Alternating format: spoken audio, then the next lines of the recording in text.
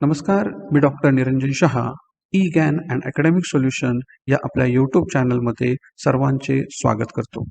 मित्रहो, आज मी तुमच्यासाठी आणखीन एक व्हिडिओ घेऊन आलेलो आहे, ज्यामध्ये आपण ऑडिट ऑफ बँक या संदर्भामध्ये मल्टिपल चॉईस क्वेश्चन्स कसे असतात किंवा मल्टिपल चॉईस क्वेश्चन्सची उत्तरे कशी दिली पाहिजेत याविषयी मार्गदर्शन घेणार आहोत.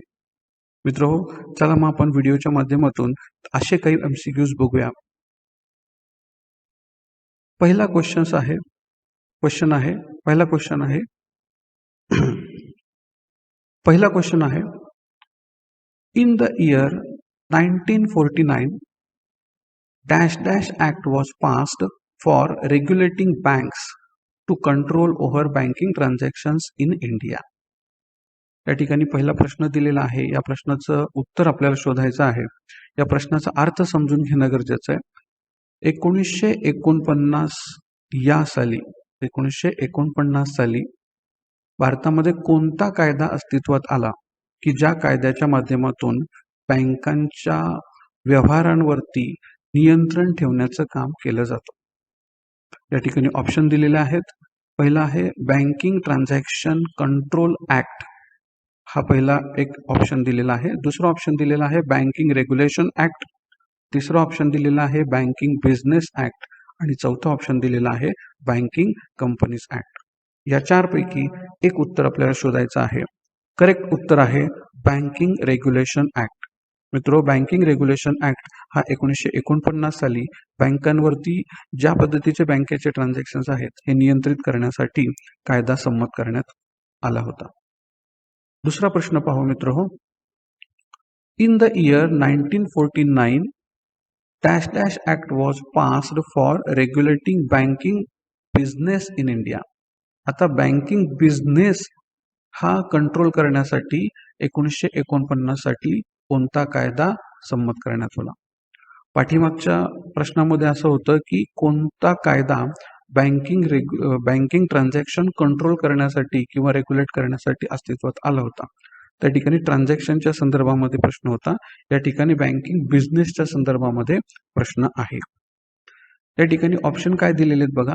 पहिला ऑप्शन आहे बँकिंग ट्रान्झॅक्शन कंट्रोल ऍक्ट, दुसरा आहे बँकिंग रेग्युलेशन ऍक्ट, तिसरा आहे बँकिंग बिझनेस ऍक्ट आणि चौथा दिलेला आहे बँकिंग कंपनीज ऍक्ट. ऑप्शन तेच आहेत, परंतु या ठिकाणी आपल्याला विचार करावा लागेल प्रश्न काही बदललेला आहे का. प्रश्न असा आहे in the year 1949 dash dash act was passed for regulating banking business. आता बँकिंग बिझनेस रेग्युलेट करायचा आहे, याच्यासाठी कोणता कायदा भारतामध्ये अस्तित्वात आणलेला आहे 1949 साली? तर करेक्ट ऑप्शन तोच आहे बँकिंग रेग्युलेशन ऍक्ट. म्हणजेच लक्षात घ्या, बँकिंग रेग्युलेशन ऍक्ट नुसार बँकिंग ट्रान्झॅक्शन सुद्धा रेग्युलेट केले जातात आणि बँकिंग बिझनेस सुद्धा रेग्युलेट होतो. तिसरा क्वेश्चन आपण बघूया. To regulate the functions of nationalised banks in India dash dash act was passed in the year 1970. भारतामध्ये 1970 साली असा कोणता कायदा संमत करण्यात आला की ज्याच्या माध्यमातून नॅशनलाइज्ड बँकांचे जे काही फंक्शन्स आहेत हे रेग्युलेट करणे हा उद्देश होता. ऑप्शन दिलेले आहेत द बँकिंग बिझनेस ऍक्ट 1970, दुसरा ऑप्शन दिलेला आहे बँकिंग रेग्युलेशन ऍक्ट 1970, तिसरा ऑप्शन दिलेला आहे बँकिंग कंपनीज ऍक्ट 1970 आणि चौथा ऑप्शन दिलेला आहे बँकिंग ट्रान्झॅक्शन ऍक्ट 1970. या ठिकाणी करेक्ट ऑप्शन दिलेला आहे बँकिंग कंपनीज ऍक्ट 1970. नॅशनलाइज्ड बँकांवरती नियंत्रण करण्यासाठी बँकिंग कंपनीज ऍक्ट उपयोगाचा आहे किंवा त्यामध्ये त्याच्या तरतुदी दिलेल्या आहेत, बँकिंग रेग्युलेशन ऍक्ट मध्ये नाहीत. चौथा ऑप्शन या ठिकाणी चौथा क्वेश्चन आहे the auditor and the bank disagree to certain policies it's called as dash dash opinion of the auditor. म्हणजे ऑडिटरच्या बाबतीमध्ये त्याच्या ओपिनियनच्या बाबतीमध्ये हा क्वेश्चन दिलेला आहे. क्वेश्चनमध्ये असं म्हटलेलं आहे बँकेचा जो कोण ऑडिटर असेल तो ऑडिटर आणि त्याच्या ज्या काही ओपिनियन्स आहेत किंवा व्ह्यूज आहेत त्या किंवा त्याच्याकडे असणारे बँक ऑडिटच्या संदर्भातले रूल्स रेग्युलेशन्स, आणि बँक स्वतः डिसॲग्री ऑन सर्टन पॉलिसीज, काही ज्या काही पॉलिसीजच्या बाबतीमध्ये या दोघांचं डिसॲग्री झाले ते दोघं किंवा ते एकमेकांना मान्य नाहीत अशा सिच्युएशन्स आहेत, किंवा एखाद्या विशिष्ट पॉलिसीबद्दल किंवा अनेक पॉलिसीज अशा असू शकतात बँकांच्या की ज्याच्यामध्ये मतप्रवाह वेगवेगळे असू शकतात, म्हणजे त्या गोष्टी ऑडिटरला मान्य नसतील. तर अशा ज्या डिसॲग्री झालेल्या गोष्टी आहेत तर त्याला काय म्हटलं जातं? तर या ठिकाणी ऑप्शन दिलेला आहे बघा. Qualified opinion, unqualified opinion, adverse opinion किंवा डिस्क्लेमर ओपिनियन. तर या ठिकाणी उत्तर आहे ॲडव्हर्स ओपिनियन, कारण की एकमेकांना त्या गोष्टी मान्य नाहीत अशी परिस्थिती आहे, ॲडव्हर्स सिच्युएशन आहे. त्यामुळे या सिच्युएशनमध्ये ऑडिटरचं जे काही ओपिनियन येईल तो ॲडव्हर्स असणार आहे. 5 नंबरचा क्वेश्चन आहे, when the auditor is not able to form his judgment, when the auditor is not able to form his judgment of the financial statement, it is called as dash dash opinion.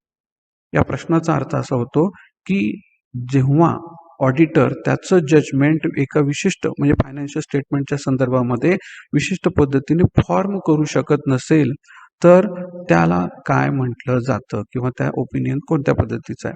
Option आहेत qualified opinion, unqualified opinion, adverse opinion किंवा disclaimer opinion. याचा correct उत्तर आहे disclaimer opinion.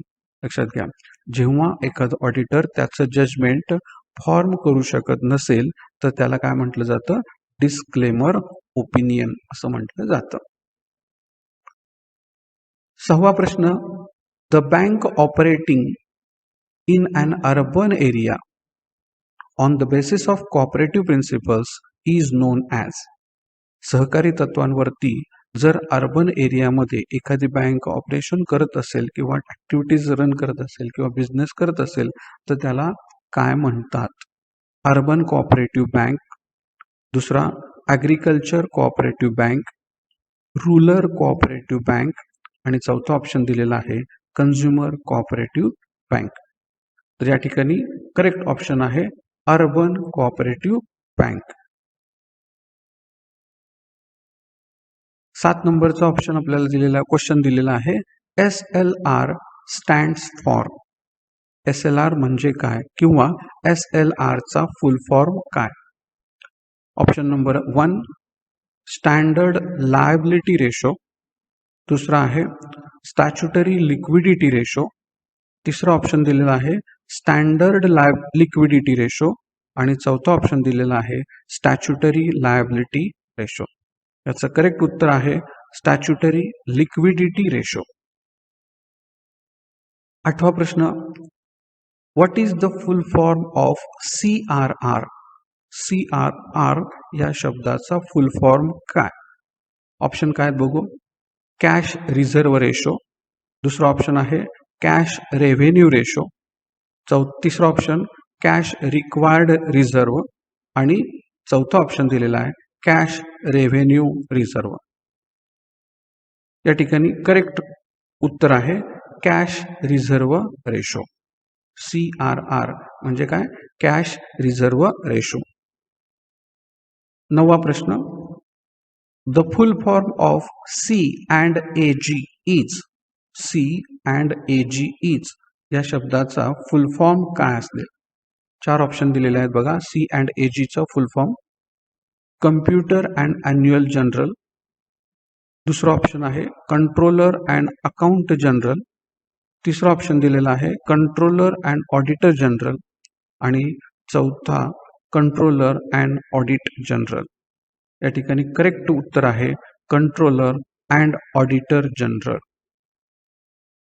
10वा प्रश्न, the bank operating in an urban area on the basis of cooperative principles is known as. Cooperative प्रिन्सिपल्सचा विचार करून urban एरियामध्ये फंक्शन करणं म्हणजे नक्की काय आहे? तर या ठिकाणी urban cooperative banks, agriculture cooperative bank, rural cooperative bank आणि कन्झ्युमर कोऑपरेटिव्ह बँक असे 4 ऑप्शन दिलेले आहेत. करेक्ट ऑप्शन आहे अर्बन कोऑपरेटिव्ह बँक्स. मित्रहो, हा व्हिडिओ कसा वाटला कॉमेंट बॉक्समध्ये लिहून जरूर कळवा. चॅनलला सबस्क्राईब केलं नसेल तर चॅनलला सबस्क्राईब करा. व्हिडिओ आवडला असेल तर लाईक करायला विसरू नका आणि आपल्या मित्रांना शेअर करायला विसरू नका. थँक्यू.